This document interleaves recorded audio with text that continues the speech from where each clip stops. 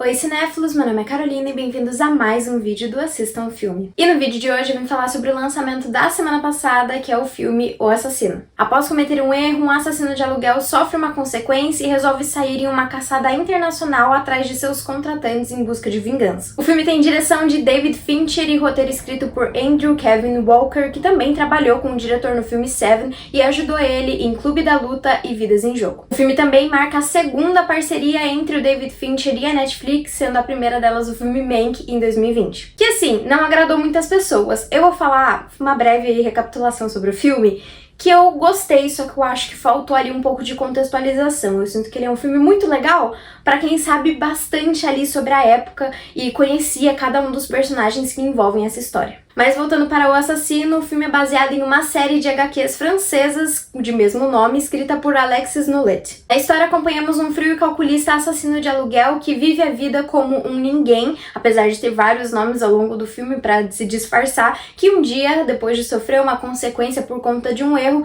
resolve ir atrás de diversos dos seus contratantes e os envolvidos. Inclusive, durante o filme, em nenhum momento é revelado o nome verdadeiro do personagem, o que eu sinto que foi uma decisão para que a gente meio que em nenhum momento sentir que a gente de verdade conhece o personagem. Porque no fundo, em nenhum momento a gente conhece ele mesmo, né? A gente só acompanha ele nessa grande investigação que ele faz. O filme me lembrou bastante John Wick, não só pelas cenas de ação, que eu falarei um pouquinho mais tarde, mas também por conta dessa busca por vingança. Eu acho que uma das principais diferenças daí entre John Wick e esse filme é que em John Wick, o John Wick assume que a vingança dele tem um caráter pessoal, já que dentro desse filme o assassino em diversos momentos fica se reafirmando, falando que ele não liga para as mortes que tem que realizar e que nada disso é realmente pessoal pra ele, nada disso afeta ele. Outra diferença também é que em John Wick as pessoas que ele vai atrás são pessoas meio que sem personalidade, apenas capangas ali de uma grande máfia, já que essas pessoas têm mais personalidade, têm um motivo por trás, a gente acaba conhecendo um pouco mais de cada um deles e no final do dia eles apenas estavam cumprindo o trabalho o qual eles foram responsabilizados. Que na minha opinião deixa o filme mais interessante e até mesmo reflexivo. Afinal, por que o assassino pode fazer essas mortes, mas outras pessoas não podem quando afeta ele? Apesar de não conhecermos a fundo o nosso protagonista, o filme se utiliza de uma narração em off feita pelo próprio assassino, onde a gente acaba conhecendo um pouco mais sobre o seu dia a dia, seus riscos, sua profissão e até mesmo mais um pouco sobre a sua personalidade através de dicas sutis. Em principal, a gente conhece o seu perfeccionismo. O começo do filme, inclusive, me lembrou muito o Psicopata Americano, onde ele meio que vai descrevendo o dia a dia dele, o que ele tem que fazer e meio que mostrando a vida que ele vive, sempre limpando atrás dos seus rastros para não ser pego e também com muita espera, né? No começo do filme ele até fala que essa não é uma profissão para quem não consegue lidar com o tédio. Completando a personalidade fria do protagonista, dentro do filme a gente tem pouquíssimos diálogos, fora as narrações feitas pelo protagonista, uma coisa que o roteirista tirou das próprias HQs, então é meio como se a gente estivesse ouvindo os balões de pensamento. E com isso a gente tem acesso a algumas filosofias do personagem e também consegue ver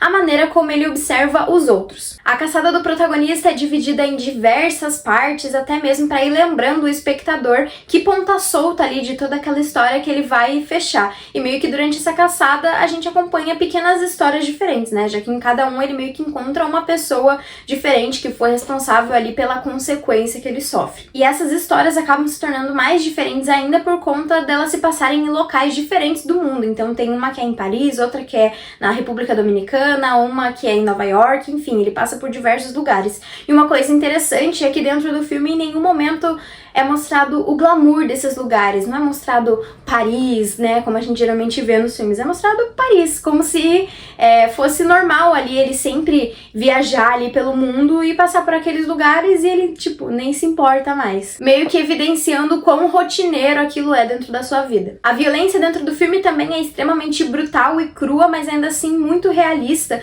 até meio que mostrando ali a indiferença que os personagens, né, os assassinos ali têm com o trabalho que eles têm que executar. As cenas de ação e luta também são muito bem dirigidas e coreografadas, realmente conseguindo levar a gente pra dentro daquelas cenas, muito por conta dos movimentos de câmera que meio que acompanham cada pancada ali que tá acontecendo. E dentro do filme, basicamente, a gente acompanha, em principal, o Michael Fassbender, que interpreta o protagonista, e ele tá sensacional dentro do filme, dando a vida a esse assassino, que é extremamente gélido, que se usa de microexpressões e que realmente não compartilha nada, ele é muito contido na dele. E eu acho que isso, de certa forma, gera até um fascínio por quem tá assistindo. E dentro da sua performance, conseguimos ver a sua indiferença quando ele tá realizando um trabalho, mas ainda assim é possível perceber ali a sua raiva quando ele parte para sua caçada em busca de vingança, apesar dele ir negando ao longo do filme diversas vezes, falando que nada é pessoal e que ele não se importa.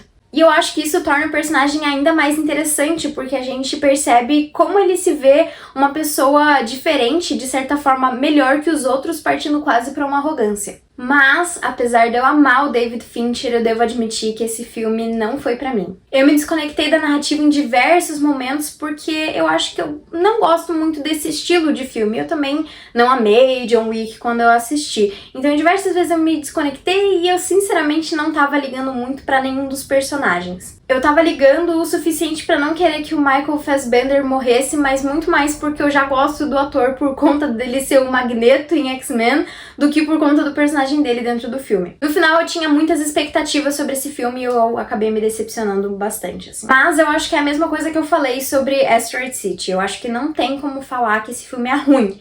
Muito pelo contrário, eu passei o vídeo inteiro elogiando o filme, né? Eu acho que só pelo trabalho da direção e de todos os atores é impossível falar que esse filme é ruim ou que tem uma qualidade ruim, enfim, falar dessa maneira do filme. Mas, né, assim como o filme do Wes Anderson, eu sinto que esse também não é meu estilo, não é meu tipo de filme.